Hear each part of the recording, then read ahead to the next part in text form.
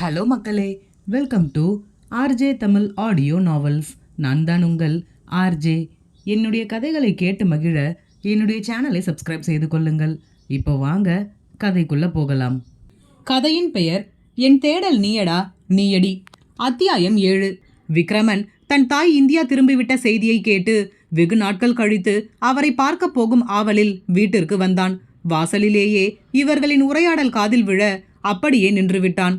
ராஜேஸ்வரி, அண்ணா, நீங்க எப்போ வேணும்னாலும் என்னுடைய வீட்டுக்கு என்னுடைய அண்ணாவாக வரலாம், இவங்களையும் கூப்பிட்டுக்கிட்டு வரலாம் என்று ருக்மணியை கை காட்டியவர், உங்க 2 பேரோட பொண்ணையும் கூப்பிட்டு வரலாம், எதையுமே நான் தப்பு சொல்ல மாட்டேன். ஆனா என் பையனுக்கு இவங்க பொண்ணை கொடுக்கணும்னு கேட்டு மட்டும் வராதீங்க. Waste of time. என்னைக்கா இருந்தாலும் லேகாவையும் என் மருமகளையும் நான் கண்டுபிடிப்பேன். என் பையனுக்கு அவளை கட்டி வைப்பேன். புருஷோத்தம்மன் பெருமூச்சுடன், இத்தனை வருஷம் ஆயிடுச்சேம்மா, இனிமேலும் அவங்க கிடைப்பாங்கன்னு உனக்கு நம்பிக்கை இருக்கா? நீயும் இத்தனை வருஷம் தேடிக்கிட்டு தானே இருக்க, அவங்க கிடைக்கலையே என்றார் விரக்தியாக. ராஜேஸ்வரி, ஆமாண்ணா, தேடிக்கிட்டு தான் இருக்கேன், கிடைக்கல. ஆனா என்னைக்காவது ஒரு நாள் கண்டிப்பா கிடைப்பாங்க. அது வரைக்கும் நானும் என் பையனும் காத்துக்கிட்டு இருப்போம். ருக்மணி, என்ன பேசுறீங்க நீங்க? இத்தனை வருஷமா கிடைக்கல, இனிமே மட்டும் கிடைச்சிருவாங்களா? இத்தனை வருஷமா நீங்க இவ்வளவு தேடியும் கிடைக்கலன்னா அதிலிருந்தே உங்களுக்கு தெரிஞ்சிருக்க வேண்டாம் அவங்க இருக்காங்களோ இல்லையோ என்று கூறி முடிக்கும் முன்பே டேபிளின் மேல் இருந்த பூஜாடி பறந்து போய் சுவற்றில் மோதி சில்லு சில்லாக கீழே விழுந்தது. ராஜேஸ்வரி, ஷட்டப். வீட்டுக்கு வந்தவங்க கிட்ட மரியாதையா நடந்துக்கணுமேனு பாக்குறேன், இல்ல நடக்கிறதே வேற. என்ன பேசுற நீ? இருக்காங்களோ இல்லையோனா அதுக்கு என்ன அர்த்தம்? ருக்மணி, அன்னைக்கு கார் ஆக்சிடென்ட்ல இறந்துட்டாங்கன்னு தானே போலீஸ் சொன்னாங்க. இறந்து போனவங்களை போய் தேடுனா எப்படி கிடைப்பாங்க? ராஜேஸ்வரி, எனக்கு நம்பிக்கை இல்ல. அவங்க 2 பேருக்கும் ஒன்றும் ஆகியிருக்காது. அவங்க 2 பேரும் நல்லா தான் இருக்காங்க. ஆனா எங்க இருக்காங்கன்னு தான் தெரியல. புருஷோத்தம்மன், நீ சொன்னது உண்மையா இருந்தா முதலில் சந்தோஷப்பட போறது நானாதாமா இருப்பேன். ஏன்னா நடந்த எல்லா தப்புக்குமே முழு காரணம் நான் தான். அந்த குற்ற உணர்ச்சியில் இன்னமும் நான் தினம் தினம் செத்துக்கிட்டு தான் இருக்கேன். ஆனா உண்மையை ஏத்துக்கோமா, நீ நினைக்கிறது எல்லாமே உண்மை கிடையாது. லேகா இல்ல என்றார் தழுத்தழுத்த குரலில். ராஜேஸ்வரி, அண்ணா ப்ளீஸ், எனக்கு உங்க 2வது பொண்ணுக்கு என் பையனை கொடுக்க விருப்பம் இல்லை, அவ்வளவுதான். என் வீட்டுக்கு மருமகள்னா அது லேகாவுடைய பொண்ணு மட்டும்தான். வேற யாருடைய பொண்ணுக்கும் என் வீட்டுக்கு மருமகளா வருவதற்கான தகுதி கிடையாது என்றவர் ருக்மணியை உற்று பார்த்தார். ருக்மணியின் மனது பெரிதாக அடிபட்டது. ராஜேஸ்வரி, என்னோட முடிவை சொல்லிட்டேன்னா, எனக்கு இம்பார்ட்டன்ட் மீட்டிங் இருக்கு, கெட்டிங் லேட் என்று விட்டு அவர்களின் பதிலை கூட எதிர்பாராமல் தனது அறை நோக்கி சென்று விட்டார். விக்ரமன் வாசலிலேயே இவர்களின் உரையாடலை கேட்டுவிட்டு அப்படியே நின்று விட்டான். தன் தாய் தன் முடிவை அவ்வளவு எளிதில் மாற்றிக்கொள்பவர் கிடையாது என்பதை அவனும் அறிவான். தன் மனதில் வேறொரு பெண் இருக்க எப்படி தன் தாயின் விருப்பப்படி தன் அத்தை மகளை தான் மணக்க முடியும்? தன் அம்மாவிடம் பேசி பார்ப்போமா என்று நினைத்தவன் இந்த விஷயத்தில் யார் என்ன கூறினாலும் ராஜேஸ்வரி கேட்க மாட்டார் என்பதை உணர்ந்து அமைதியாகிவிட்டான். ஏனெனில் இது இன்று நேற்று நடக்கும் பேச்சுவார்த்தை கிடையாது. விக்ரமன் சிறு வயது முதல் இந்த பேச்சுவார்த்தை தான் நடந்து கொண்டிருக்கிறது. ருக்மணியும் புருஷோத்தம்மனும் வந்து திருமணத்திற்கு பேசுவதும் ராஜேஸ்வரி அதற்கு மறுப்பதும் நடந்து கொண்டுதான் இருக்கிறது. ராஜேஸ்வரி கூறியபடி அவரின் அண்ணியும் அண்ணன் மகளும் கிடைக்கவும் இல்லை. இவர்களின் விருப்பப்படி ராஜேஸ்வரி திருமணத்திற்கு ஒப்புக்கொள்ளவும் இல்லை. இதற்கிடையில் விக்ரமனின் மனதை வேறு ஒரு பெண் கொள்ளையடித்து சென்று விட்டாள். ஆனால் அவளும் எங்கே இருக்கிறாள் என்பது கண்டுபிடிக்க முடியவில்லை என்று பல்வேறு யோசனையுடன் வீட்டினுள் நுழைந்தவன், வாங்க என்று பொதுவாக இருவரையும் பார்த்து அழைத்தான். புருஷோத்தம்மன், நல்லா இருக்கியா விக்ரம்? விக்ரம், நல்லா இருக்கேன் மாமா, நீங்க எப்படி இருக்கீங்க? புருஷோத்தம்மன், நல்லா இருக்கோம்பா. சரி, நாங்க வரோம். விக்ரம், சரிங்க மாமா.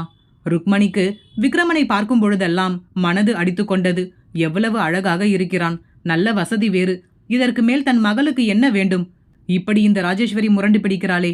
தனக்கு ஒரு நல்ல வாழ்க்கை அமைந்தது போல் தன் மகளுக்கும் எப்படியாவது இந்த வாழ்க்கையை அமைத்து கொடுத்து விட வேண்டும் என்ற முடிவுடன் விக்ரமனை தன் கண்களால் ஸ்கேன் செய்து கொண்டே வீட்டை விட்டு வெளியேறினார்.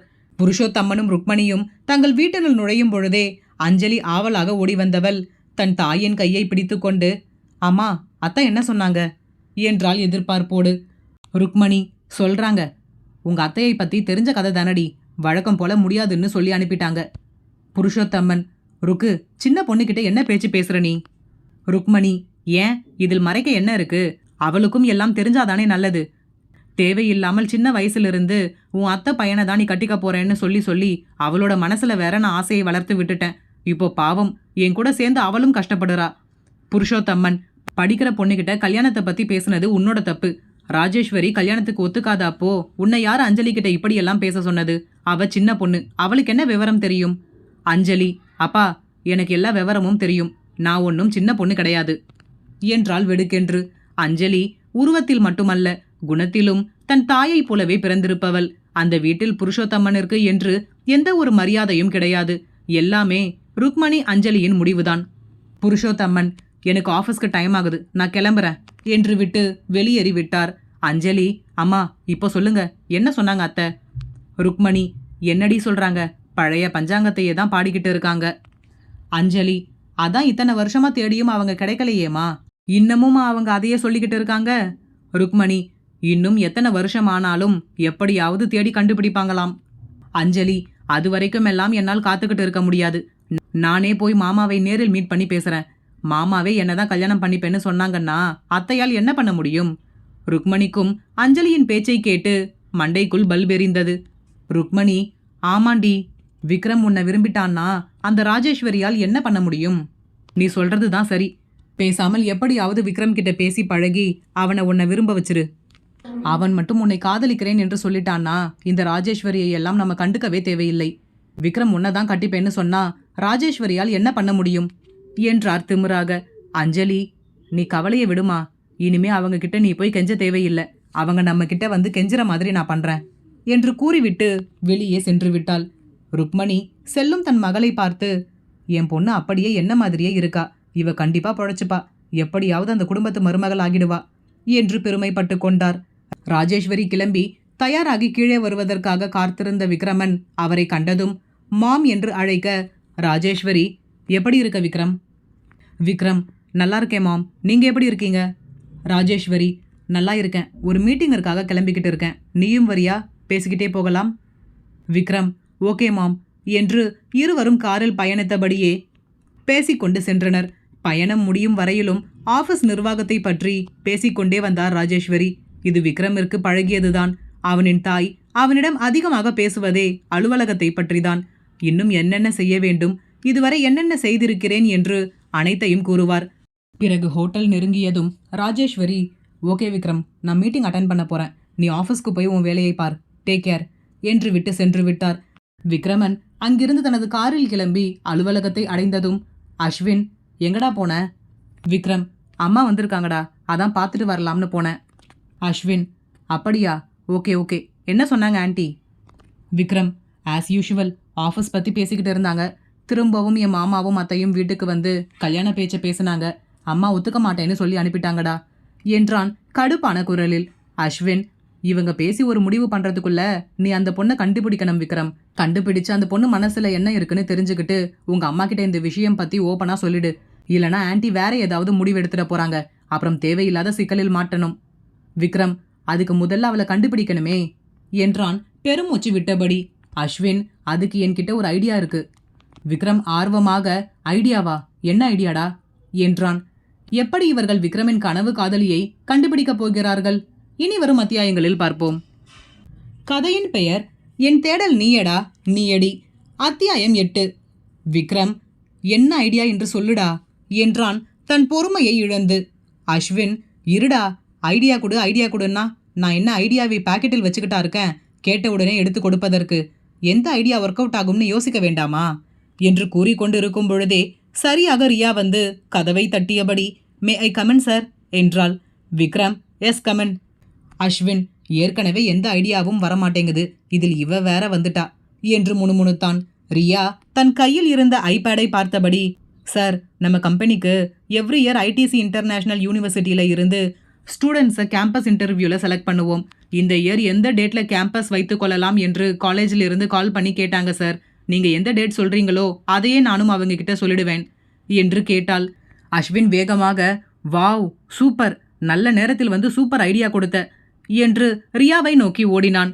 ரியா இவன் பாய்ந்து வருவதை பார்த்து பயந்து ஒரு எட்டு பின்னே சென்றவள், சார் சார் என்று விக்ரமை பார்த்து கர்த்த. விக்ரம் தன் இருக்கையில் இருந்து பதட்டமாக எழுந்தவன் அஸ்வினை பார்த்து, டேய் டேய், என்னடா பண்ற என்றான் பதட்டமாக. அஸ்வின், பயப்படாதீங்க ரியா, கையை கொடுங்க முதல்ல என்று அவளின் கையை பிடித்து வலுக்கட்டாயமாக இழுத்து அவளுடன் கை குலுக்கியவன் நல்ல நேரத்துல வந்து ஒரு சூப்பர் ஐடியா கொடுத்தீங்க என்று அவளை புகழ்ந்து கூறினான். ரியா அஸ்வினின் செயலில் குழப்பமாக நின்றிருந்தாள். விக்ரம், டேய் லூசு, என்ன பண்ற நீ என்று அஸ்வினை திட்ட, அஸ்வின், டேய் ஒரு சூப்பர் ஐடியா கிடைச்சிருக்குடா. விக்ரம், அதுக்காக இப்படிதான் நடந்துப்பியா? ஒரு நிமிஷத்துல டென்ஷன் பண்ணிட்ட என்று திட்டினான். அஸ்வின், ஏன் எங்க உன்னை விட்டுட்டு ரியா பின்னாடி போயிடுவேணும்னு பயந்துட்டியா என்று விக்ரமை பார்த்து கண்ணடிக்க, ரியா, லூசு லூசு, என்ன பேச்சு பேசுறான் பாரு என்று வாய்க்குள் முணுமுணுத்தபடி, நான் வெளியில் வெயிட் பண்றேன் சார், நீங்க டேட்டை டிசைட் பண்ணிட்டு என்னை கூப்பிடுங்க என்று பதட்டமாக வெளியேறிவிட்டாள். வெளியே வந்து 10 நிமிடங்கள் ஆகிறது. இன்னமும் அவளிற்கு படபடப்பு குறையவில்லை. ரியா, எப்போ நம்மளை பார்த்தாலும் இவனுக்கு இதே வேலைதான், இடியட் என்று அஸ்வினை திட்டினாள். விக்ரம், ஏண்டா அவளை இப்படி வெறுப்பேத்துற? அஸ்வின், பின்ன அவ பண்றது மட்டும் சரியா? அவளுக்கு எல்லாம் இப்படி பண்ணாதாண்டா கரெக்டா இருக்கும். நீ இதெல்லாம் கண்டுக்காத, இதெல்லாம் எங்களுக்குள்ள நடக்கிறது. விக்ரம் ஆர்வமாக, சரி சரி இதை விடு, ஏதோ ஐடியா வந்திருக்குன்னு சொன்னியே, என்ன அது, என்னன்னு சொல்லு. அஸ்வின், சொல்றேன் கேளு. இன்னைக்கு நாம போன காலேஜுடைய நேம் உனக்கு ஞாபகம் இருக்கா? விக்ரம் தன் நெற்றியில் கைகளால் தேய்த்தபடி, இல்லையேடா, சரியா கவனிக்கலையே, அவளை பார்த்த பதட்டத்துல எல்லாத்தையுமே மறந்துட்டேன். அஸ்வின், சரி விடு. எவ்ரி இயர் நம்ம கம்பெனியில் இருந்து கேம்பஸ்ல ஸ்டூடெண்ட் செலக்ட் பண்ணுவோம். அந்த மாதிரி இந்த இயர் நாம இன்னைக்கு போன காலேஜுக்கு கேம்பஸ் போகலாம். உன் ஆளு ஃபைனல் இயரா இருந்தா அவளை செலக்ட் பண்ணி இங்க கூப்பிட்டு வந்துடுவோம். அப்புறம் அவளை உருகி உருகி காதலிச்சு அவளையும் உன்னை காதலிக்க வச்சிடு. So simple. விக்ரம், வாவ், சூப்பர்டா மச்சான், செம்ம ஐடியா, தேங்க்ஸ்டா தேங்க்ஸ்டா என்று அஸ்வினின் கையை பிடித்து குலுக்கியவன் அவனை கட்டிப்பிடித்து குதித்து கொண்டிருந்தான். அப்பொழுது ரியா ஒரு ஃபைலில் கையெழுத்து வாங்குவதற்காக சரியாக கதவை திறந்தவள் இந்த காட்சியை பார்த்து, என்னடா நடக்குது இங்க? எப்போ பார்த்தாலும் கட்டி பிடிச்சுக்கிட்டு ஒட்டிக்கிட்டே திரிகிறாங்க. எல்லாமே என் கண்ணில் தான் படணுமா கடவுளே என்று புலம்பியபடி வெளியேறிவிட்டாள். விக்ரம், சரி நீ உடனே கேம்பஸ்க்கான ஃபார்மாலிட்டிஸை பாரு. அந்த காலேஜை காண்டாக்ட் பண்ணி நம்மளுடைய டீல் பற்றி சொல்லு. அஸ்வின், ஏன் நான் ஏன் இதெல்லாம் செய்யணும்? வேலையை மிச்சம் பண்ண என்னை இந்த வேலையெல்லாம் பண்ண சொல்றியா? ரியா கிட்ட சொல்லு, அவளே பேசுவா. விக்ரம் ரியாவை அழைத்து அனைத்து விவரத்தையும் கூறினான். ரியா, ஓகே சார், நான் அந்த காலேஜை காண்டாக்ட் பண்ணி டீட்டெயில் சொல்லிடுறேன் என்று வெளியேறிவிட்டாள். ஸ்ரீ சோகமாக கேண்டீனில் அமர்ந்திருந்தாள். ரூபி, ஸ்ரீ என்னாச்சு, ஏன் இப்படி சோகமா இருக்க? உன்னை இப்படி பார்க்கவே நல்லா இல்ல. ஹேமா இவர்களை நோக்கி ஓடி வந்தவள் மூச்சு வாங்கியபடி, ஹே ஸ்ரீ, உனக்கு விஷயம் தெரியுமா என்றாள் மூச்சு வாங்க. ரூபி, என்னடி, என்ன விஷயம்? முதலில் இப்படி உட்காரு, ஏன் இப்படி மூச்சு வாங்க ஓடி வர? ஹேமா, நம்ம காலேஜுக்கு கேம்பஸ்ல இருந்து வர போறாங்க. ரம்யா, இதை சொல்லதான் நீ இப்படி மூச்சு வாங்க ஓடி வந்தியா? இதெல்லாம் தெரிஞ்ச விஷயம் தானே, வருஷா வருஷம் தான் வராங்களே, இது என்ன புதுசா என்று சலிப்பாக கேட்க, ஹேமா, வருஷா வருஷம் வராங்க தான், ஆனா இந்த வருஷம் எந்தெந்த கம்பெனிஸ் வராங்கன்னு தெரியுமா? ஸ்ரீ, என்னடி, புதுசா ஏதாவது எம்என்சி கம்பெனியிலிருந்து வராங்களா? ஹேமா, ஆமாண்டி, எந்த கம்பெனின்னு தெரியுமா? Vikram gaming software solutions. Sri, ஓ அப்படியா, நாம நல்லா பண்ணணும்டி, இந்த தடவை நிறைய நியூ கம்பெனிஸ் அரேஞ்ச் பண்ணியிருக்காங்க. Hema, Vikram gaming software solutions யாரோடதுன்னு மறந்துட்டியா? உன் ஆளோட கம்பெனிடி என்றாள் ஆர்வமாக. ஸ்ரீ ஆச்சரியமாக, என்னடி சொல்ற, நிஜமாவா? ஹேமா, ஆமாண்டி, இப்போதான் அட்மின் ஆஃபீஸில் ஃபீஸ் பே பண்ண போகும்போது பேசிக்கிட்டு இருந்தாங்க, கேட்டுட்டு வந்தேன். இவ்வளவு பெரிய எம்என்சி கம்பெனியிலிருந்து நம்ம காலேஜுக்கு கேம்பஸ்க்கு வருவது இதுதான் ஃபர்ஸ்ட் டைம்னு சொல்லி பேசிக்கிட்டு இருந்தாங்க. அது மட்டும் இல்லை, அந்த விக்ரம் சாருக்கு நிறைய கேர்ள் ஃபேன்ஸ் நம்ம காலேஜில் இருக்காங்களாம். எல்லாரும் இந்த கம்பெனியிலிருந்து இன்டர்வியூக்கு வராங்கன்னு தெரிஞ்சா எப்படியாவது நல்லா பண்ணணும்னு ட்ரை பண்ணுவாங்க. ஸோ நமக்கு காம்படிஷன் ரொம்ப அதிகமாக இருக்கும்னு நினைக்கிறேன். நம்ம நல்லா ப்ரிப்பேர் ஆகி எப்படியாவது இந்த கம்பெனியில் செலக்ட் ஆகிடணும். ரூபி, ஆனால் கேமிங்லாம் எனக்கு இன்ட்ரெஸ்ட் இல்லையே. ஸ்ரீ, உனக்கு தானே கேமிங் எல்லாம் இன்ட்ரெஸ்ட் அதிகம். ஸ்ரீ, நிஜமாக தான் சொல்கிறியா? நம்ம பார்த்த அந்த பசங்க தான் கேமிங் சாஃப்ட்வேர் கம்பெனி வச்சுருக்காங்களா? என்னால் நம்பவே முடியலை. ரம்யா, பாத்தியா, உனக்கும் அவருக்கும் எல்லா விஷயத்துலையுமே எப்படி சிங்க் ஆகுது. ஹேமா, நீ ஆசைப்பட்ட மாதிரியே கேமிங் கம்பெனியில், அதுவும் சென்னையிலேயே ஜாப் கிடைக்கிறது ரொம்ப கஷ்டம் ஸ்ரீ. எப்படியாவது நீ இந்த கம்பெனிக்குள்ளே போயிட்டா போதும், வேலைக்கு வேலையும் கிடைச்ச மாதிரி ஆயிடும், உன்னோட லவ்வும் சக்ஸஸ் ஆன மாதிரி ஆயிடும். ஸ்ரீ யோசனையோடு இவர்கள் கூறியதை கேட்டுக்கொண்டு அமர்ந்திருந்தாள். ஹேமா, என்ன ஸ்ரீ யோசிச்சுக்கிட்டு இருக்க? ஸ்ரீ, ஒன்றுமில்லடி, பெரிய கம்பெனி என்பதால் எல்லாருமே ட்ரை பண்ணுவாங்க. ஸோ நாமளும் நிறைய ஹார்ட் ஒர்க் பண்ணணும். ஹேமா, அதெல்லாம் பார்த்துக்கலாம், கவலையை விடு. எப்படியாவது அந்த கம்பெனியில் பிளேஸ் ஆயிடணும். இனிமே அதுதான் நம்மளுடைய கோல். ரூபி, யாருக்காக இல்லைனாலும் அஸ்வினுக்காக நான் கண்டிப்பா ஹார்ட் ஒர்க் பண்ணுவேன் என்று கூற மற்ற மூவரும் அவளை பார்த்து முறைத்தனர். அஞ்சலி, உனக்கு எவ்வளவு திமிரு இருந்தா என்னையே உள்ள அனுப்ப முடியாதுன்னு சொல்லுவ? நான் யாருன்னு தெரியுமா? இந்த கம்பெனிக்கு ஓனராக போறவ. என்கிட்டயே நீ இவ்வளவு திமிரா பேசுறியா? இரு, உனக்கு வேலையே இல்லாமல் பண்றேன் என்று ரியாவிடம் கத்திக் கொண்டிருந்தாள். Riya, sorry madam, sir important மீட்டிங்ல இருக்காங்க, இப்போ யாரையும் பார்க்க முடியாதுன்னு அவங்க தான் சொல்ல சொன்னாங்க. அஞ்சலி, வாட்? என் பேரை சொல்லி கூடவா விக்ரம் என்னை பார்க்க முடியாதுன்னு சொல்லிட்டாரு என்று கோபமாக கேட்டாள். Riya, yes madam. அஞ்சலி, என்னையே பார்க்க முடியாதுன்னு சொல்லிட்டாரா என்று கோபமாக கேட்டவள் ரியாவின் பேச்சையும் மீறி கதவை திறந்து கொண்டு உள்ளே நுழைந்தாள்.